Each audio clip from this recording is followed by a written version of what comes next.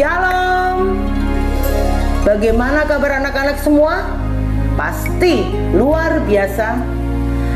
Karena Ibu yakin dan percaya apapun yang terjadi di saat negara bangsa Indonesia mengalami ini semua, kita yakin kita harus mengucap syukur.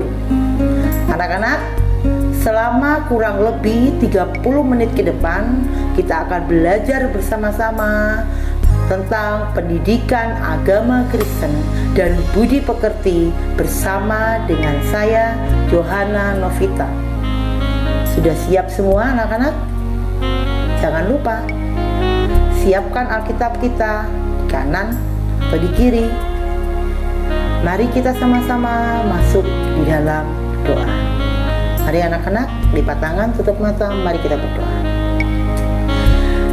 Bapa Surgawi, Bapa yang kami sapa di dalam nama Tuhan Yesus Kristus, kami bersyukur Tuhan kalau saat yang indah ini kami dapat bersama-sama belajar tentang firman Tuhan. Kiranya Tuhan Yesus memberkati setiap kami diberikan kemampuan untuk mengerti, menjadi anak-anak Tuhan yang seturut dengan kehendak-Mu. Terima kasih Tuhan Yesus. Pimpin dari awal, pertengahan hingga akhirnya. Kami boleh alaskan hanya satu nama, Tuhan Yesus Kristus. Amin. Anak-anak terkasih, firman Tuhan di dalam kitab Yohanes 14 ayat 26 mengatakan demikian. Tetapi penghiburan, yaitu Roh Kudus yang akan diutus oleh Bapa dalam namaku, Dialah yang akan mengajarkan segala sesuatu kepadamu dan akan mengingatkan kamu akan semua yang telah kukatakan kepadamu.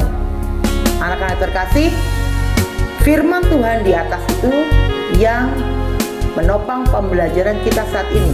Mari sebelum kita belajar sama-sama, kita memujikan sama-sama pujian yang berkata Roh Kudus akan hadir di sini, yaitu di dalam hati kita sebagai anak-anak Tuhan untuk memimpin, menyertai dan memberkati kita. Mari kita pujikan sama-sama.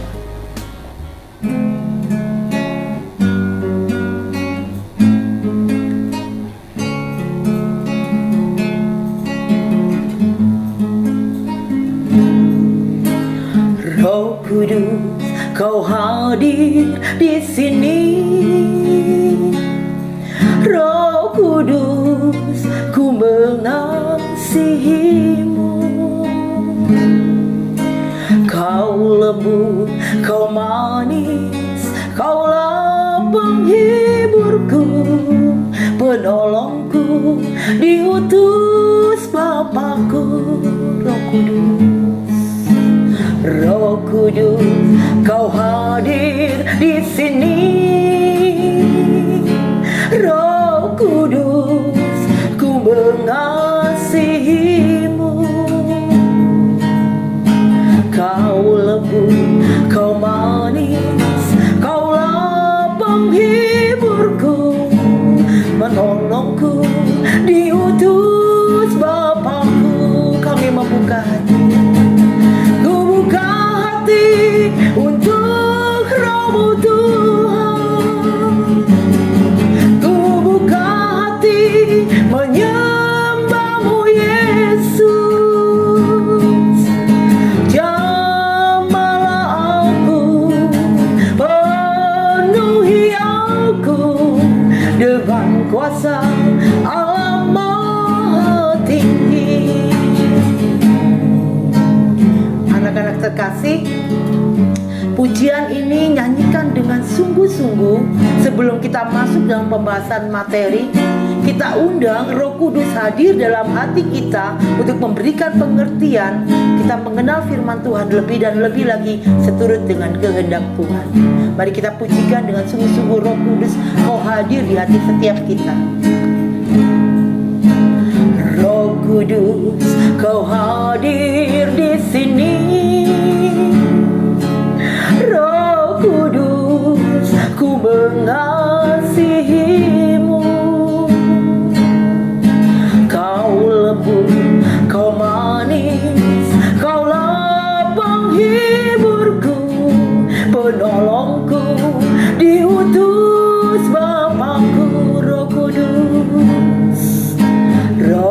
Kudus, Kau hadir di sini. Roh Kudus, ku mengasihimu. Kau lembut, Kau manis, Kaulah penghiburku, penolongku, diutus Bapakku. Ku buka hati untuk Roh-Mu Tuhan. Ku buka hati menyembah-Mu Yesus. Jamahlah aku, penuhi aku dengan kuasa Allah Maha Tinggi. Dengan kuasa Allah Maha Tinggi. Dengan kuasa Allah Maha Tinggi.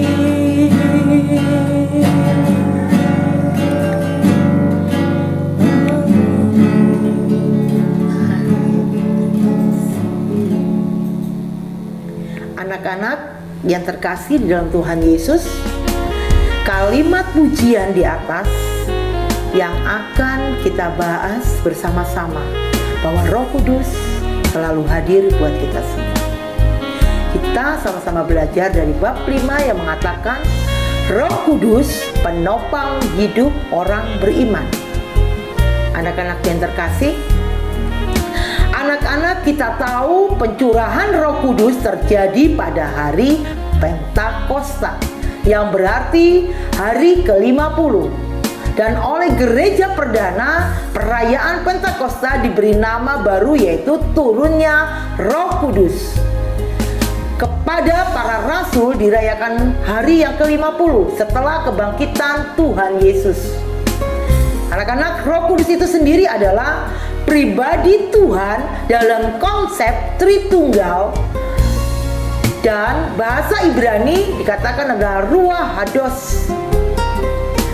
Pribadi yang menolong, memimpin kita dalam bentuk roh yang dijanjikan Allah sebelum Dia naik ke surga. Roh Kudus merupakan roh yang berperan: 1. Menolong kita, 2. Memimpin kita, 3. Menghibur kita dan menjadikan teman yang setia buat kita semua yang percaya. Kita dapat baca nanti bersama-sama di 1 Korintus 2 ayat 9 sampai dengan ayat ke-14. Anak-anak terkasih, di dalam Alkitab ada 2 jenis karunia daripada Roh Kudus. Yang pertama, kita sama-sama bahas. 1. Karunia yang mengutus mereka yang menerimanya. Karunia ini yang menguduskan diri kita seperti yang disebutkan oleh Nabi Yesaya, yang terdapat di dalam kitab Yesaya 11 ayat 2 sampai dengan ayat 3. Yaitu karunia apa, anak-anak? 1. Karunia berhikmat. 2. Karunia pengertian. Yang ketiga, karunia menasihat. 4. Karunia keperkasaan. Yang kelima, karunia pengenalan. Dan yang keenam, karunia takut akan Tuhan. Anak-anak, bagian yang kedua, karunia sebagai karismata dalam bahasa Yunani artinya anugerah.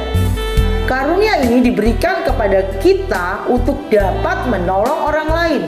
Namun, anak-anak terkasih, tidak dengan sendirinya karunia itu menghasilkan pengudusan. Tapi pengudusan itu akan diberikan Allah secara cuma-cuma bagi kita yang setia kepadanya. Contoh, anak-anak terkasih, karunia pengetahuan iman, karunia penyembuhan, karunia untuk bernubuat, karunia untuk mengadakan mujizat, karunia untuk berkata-kata dalam bahasa roh. Anak-anak terkasih, pendalaman Alkitab. Kita tahu di dalam kitab 1 Korintus 12 ayatnya yang ke-28 dan Roma 12 ayat 6 sampai ayat 8. Di dalam kitab di atas ini disebutkan karunia-karunia yang lain. Ada karunia melayani anak-anak. Yang dikatakan karunia melayani, kita sebagai anak-anak Tuhan, kita pun mampu melayani Tuhan. Ibu memberikan contoh. Kalau kita berada di sekolah anak-anak, dengan apa kita dapat melayani Tuhan? Mungkin kita dapat membantu Bapak Ibu di sekolah, membantu teman-teman yang membutuhkan. Dan itu kalau di sekolah. Di rumah mungkin anak-anak dapat melayani orang tua, membantu pekerjaan-pekerjaan yang orang tua lakukan. Itu adalah karunia yang diberikan sama Tuhan. Karunia melayani. Yang kedua, karunia mengajar. Anak-anak terkasih, karunia pengajaran pun dapat Tuhan berikan pada kita. Contoh saat kita ada di sekolah, mungkin ada teman kita yang tidak mampu mengerjakan tugas-tugas. Kita dapat menolong mereka dengan mengajari, dengan kemampuan yang kita miliki. Itu kalau di sekolah. Sekarang di rumah, mungkin kita mempunyai adik, mempunyai kakak, atau siapapun yang ada sekeliling kita yang ada di rumah, membutuhkan pengajaran. Mari kita sumbang kemampuan kita untuk mengajari mereka. Itu tentang karunia mengajar. Karunia menasehati anak-anak. Mungkin di sekolah, saat kita ada di sekolah, teman kita bertengkar atau membutuhkan sesuatu, kita nasihati, kita beri masukan agar dia sadar bahwa di mana yang baik harus dia lakukan dan yang jelek harus dia tinggalkan. Itu di sekolah. Di rumah pun seperti itu anak-anak. Adik kita mungkin, kakak kita mungkin membutuhkan nasihat untuk menuntun dia ke jalan yang benar. Anak-anak, menurut Rasul Paulus menjelaskan bahwa ada 3 hal yang paling penting. Semuanya yaitu 1, iman, pengharapan, dan kasih. Dalam kitab 1 Korintus 13 ayat 13 berbunyi, demikianlah tinggal 3 hal ini, yaitu iman, pengharapan, dan kasih. Dan yang paling besar diantaranya ialah kasih. Anak-anak, jika karunia yang terbesar adalah kasih, seharusnya kasih itu yang paling menonjol dalam kehidupan kita setiap gereja dan kita anak-anak Tuhan. Yang menjadi renungan buat kita semua anak-anak saat ini, ada 3 hal. Yang pertama, apakah di dalam keluarga dan gereja ada yang namanya kasih anak-anak? Yang kedua, adakah kesediaan dan pengorbanan untuk orang lain? Dan yang ketiga, adakah kerendahan hati untuk menganggap yang lain lebih utama dari diri kita sendiri? Karena di dalam kitab Filipi 2 ayat ketiga, itu Tuhan Yesus mengajarkan. Jadi anak-anak terkasih, kalau ini semua ada dalam setiap kehidupan kita, maka ini adalah tanda-tanda pekerjaan Allah melalui Roh Kudus yang selalu bertumbuh ke arah Yesus Kristus sesuai dengan firman Tuhan Efesus 4 ayat ke-15.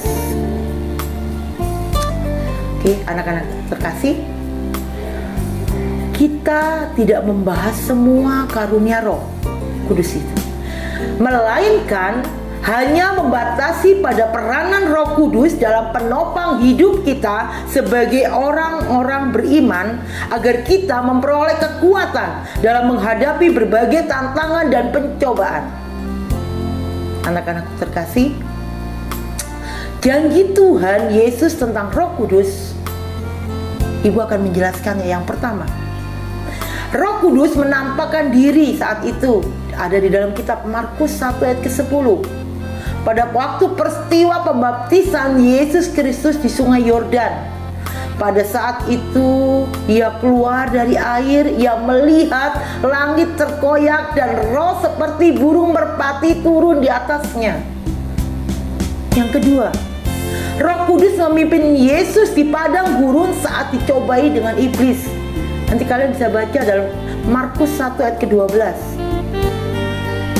Pada saat menjelang kematian, kebangkitan, dan kenaikan Yesus di surga, Ia menjanjikan seorang penolong. Tadi seperti ayat yang ada di Yohanes 14 yang di atas tadi, ayat 26, dikatakan demikian, penghiburan yaitu Roh Kudus yang akan diutus oleh Bapa dalam namaku, dialah yang akan mengajarkan segala sesuatu kepadamu dan akan mengingatkan kamu akan semua yang telah kukatakan kepadamu. Jadi anak-anak terkasih, dalam bahasa Yunani, Roh Kudus disebut sebagai Parakletos, yang artinya dipanggil untuk menolong, dipanggil untuk menasehati. Maka Roh Kudus akan menjalankan peran sebagai pengganti Tuhan Yesus ya, secara fisik saat Dia sudah kembali kepada Bapa yang ada di sorga. Anak-anak, Roh Kudus di dalam kitab Korintus 2 ayat 8 sampai 14 mengatakan bahwa Rasul Paulus mengatakan pengalamannya yang sangat berat dan penuh penderitaan saat dia melayani. Memang dalam pelayanan tidak mudah dan mulus anak-anak. Tetapi dengan itu semua terjadi kepada Paulus, justru disitulah akan muncul peran Roh Kudus dalam kehidupan Rasul Paulus.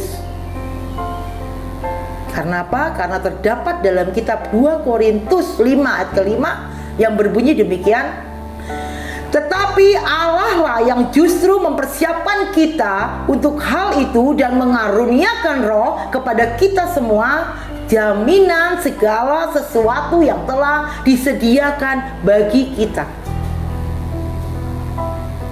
Jadi anak-anak terkasih, Roh Kudus akan selalu ada dalam diri kita yang percaya kepada Allah Bapa di surga, karena Roh Kudus itu dapat memberikan dua hal dalam kehidupan kita.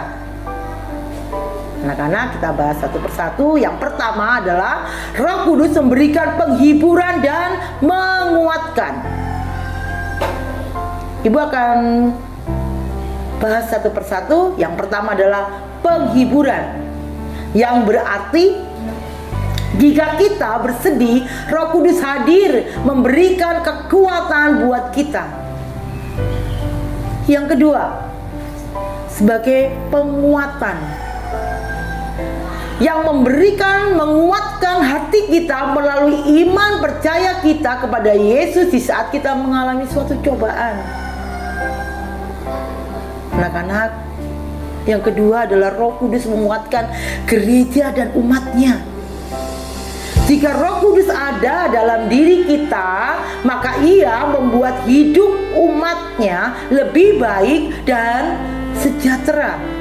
Dan kita akan selalu dipimpin oleh Roh Kudus, memberikan semangat yang baru bagi setiap orang yang percaya, yang mau mengikut Kristus Yesus Tuhan. Anak-anak terkasih, pembahasan tadi tentang Roh Kudus menolong, menopang hidup orang beriman. Ada tugas yang akan Ibu berikan pada kalian. Semua kita belajar, Ibu pun dan kalian. Tugas itu adalah yang pertama, apakah setiap orang Kristen hidupnya dipimpin oleh Roh Kudus? Kalian bisa merenungkan, kalian bisa menjawab di dalam hati kalian. Yang kedua, sebutkan ciri-ciri orang yang hidup dipimpin oleh Roh Kudus dan orang yang hidupnya tidak dipimpin oleh Roh Kudus. Ketiga, bagaimana cara kita menghormati hadirat Roh Kudus saat kita beribadah, bersekutu di hadapan Tuhan. Anak-anak terkasih, Roh Kudus adalah suatu pribadi yang sangat luar biasa buat setiap anak-anak Tuhan. Dan sebab itu, mari kita undang Roh Kudus untuk hadir dalam kehidupan kita, pribadi lepas pribadi kita. Mari anak-anak terkasih, kita masuk dalam satu doa. Mari kita berdoa. Bapa Surgawi, kami telah membahas pribadi Yesus, yaitu Roh Kudus yang Kau berikan pada setiap kami anak-anak-Mu. Tuhan Yesus, kami yakin dan percaya Roh Kudus yang ada dalam diri kami semua anak-anak Tuhan yang akan selalu berkarya dalam kehidupan kami, baik saat kami melakukan tugas dan kewajiban kami. Terima kasih Tuhan, jadikan anak-anak-Mu terang dan garam di dunia ini. Terima kasih Tuhan Yesus, ini kami anak-anak-Mu, kami siap untuk melakukan kebenaran firman Tuhan. Terpujilah nama-Mu Yesus, haleluya, amin. Anak-anak terkasih, selamat berkarya, sehat selalu, Tuhan Yesus memberkati kita semua.